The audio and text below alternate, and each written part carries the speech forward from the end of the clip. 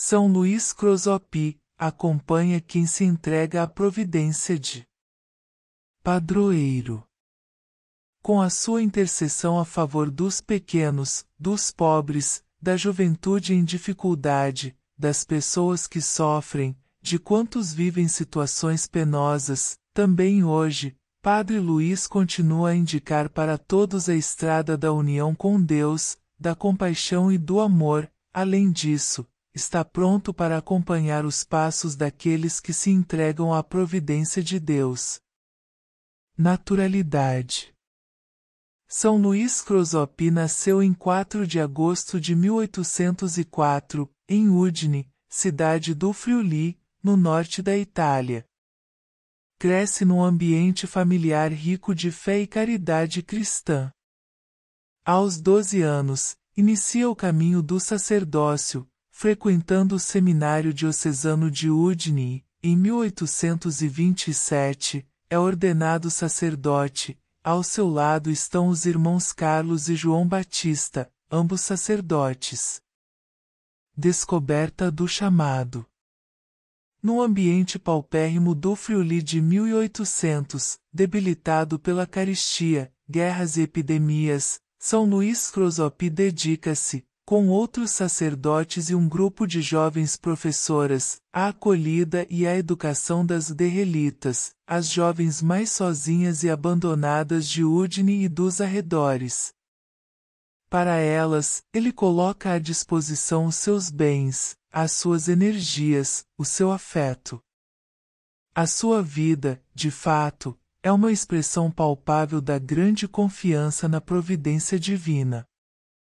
Assim escreve, a respeito da obra de caridade na qual está envolvido, a providência de Deus, que dispõe os ânimos e rende os corações para favorecer as suas obras, foi a única fonte da existência deste instituto. Aquela amorosa providência, que não deixa confundir quem nela confia. Não perde ocasião para infundir essa confiança e serenidade nas meninas acolhidas e nas jovens senhoras que se dedicam à sua educação. São Luís Crosopy e a Congregação das Irmãs da Providência. Início da fundação. Na tarde do dia 1º de fevereiro de 1837, as 9 senhoras, que colaboraram na educação das meninas, escolhem viver na pobreza e na doação total de si. É nesta simplicidade que nasce a Congregação das Irmãs da Providência, a família religiosa fundada pelo Padre Luís. Fundamentos da espiritualidade. O fundador as encoraja ao sacrifício e as exorta aos cuidados afetuosos das meninas, que devem considerar a pupila dos seus olhos. Disse-lhes, mais que qualquer outra coisa, estas filhas dos pobres têm necessidade de educar o coração e de aprender tudo o que é necessário para conduzirem honestamente a sua vida.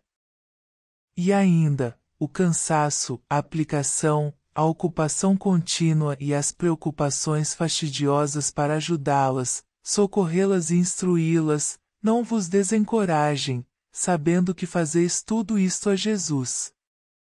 A vocação oratoriana. Entretanto, Luís vai amadurecendo a necessidade de uma consagração mais total ao Senhor. Está fascinado pelo ideal de pobreza e de fraternidade universal de Francisco de Assis, mas os acontecimentos da vida e da história o conduzirão sobre os passos de São Filipe Neri. A vocação oratoriana de Luís se realiza em 1846 e, na maturidade dos seus 42 anos, torna-se filho de São Filipe. Dele aprende a mansidão e a doçura, que o ajudarão a ser mais idôneo na função de fundador e pai da Congregação das Irmãs da Providência. Obras construídas. Todas as obras por ele empreendidas, durante a sua vida, refletem essa escolha preferencial para os mais pobres, para os últimos, os abandonados. 12 casas, havia profetizado, abrirei antes da minha morte, e isso aconteceu. 12 casas nas quais as Irmãs da Providência se dedicam num serviço humilde, com empenho e alegre às jovens à mercê de si mesmas, aos doentes pobres e transcurados, aos anciãos abandonados. As dificuldades, a doença e o falecimento de São Luís Crosoppi. Provações. Na segunda metade de 1800, a Itália, região após região, vai se unificando. Uma das consequências disso, que aconteceu infelizmente num clima anticlerical, é o decreto de supressão da Casa das Derrelitas e da Congregação dos Padres do Oratório, de Udine. Tem início para o padre Luís uma dura luta para salvar as obras a favor das derrelitas e consegue, mas não pôde fazer nada para impedir a supressão da Congregação do Oratório. A triste situação política consegue, assim, destruir as estruturas materiais da Congregação do Oratório de Udine, contudo, não pode impedir Padre Luís de permanecer para sempre discípulo fiel de São Filipe. Páscoa. No fim de 1883, é constrangido a suspender toda atividade, as forças começam a diminuir e é atormentado por uma febre constantemente alta. A doença progride de modo inexorável. Recomenda às irmãs de nada temer porque foi Deus que fez nascer e crescer a família religiosa e será ainda Ele que a fará progredir. Quando sente chegar o fim dirige as últimas palavras às irmãs: depois da minha morte, a vossa congregação terá muitas tribulações, mas depois renascerá a vida nova. Caridade. Caridade. Eis o espírito da vossa família religiosa, salvar as almas e salvá-las com a caridade. Na noite de quinta-feira, 3 de abril de 1884, faleceu o santo. Devoção a São Luís Crosoppi. Oração.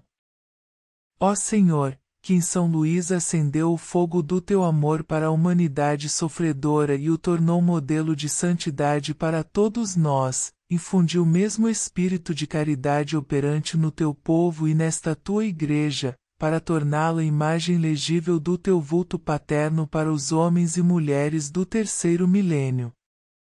Ó São Luís, modelo de generosidade, com a ajuda da Virgem Mãe, que foi teu sustento para toda a vida, intercede para que esta tua terra saiba apresentar pastores santos, cristãos generosos e almas consagradas ao serviço de Cristo e do Evangelho. Amém. Minha oração. Nosso querido Santo Intercessor, concede-nos a graça de viver sob a tutela da providência. Que tudo o que fizermos esteja debaixo da vontade de Deus, isso te pedimos e cremos que nos ensinará a viver dessa forma. Amém. São Luís Crosoppi, rogai por nós.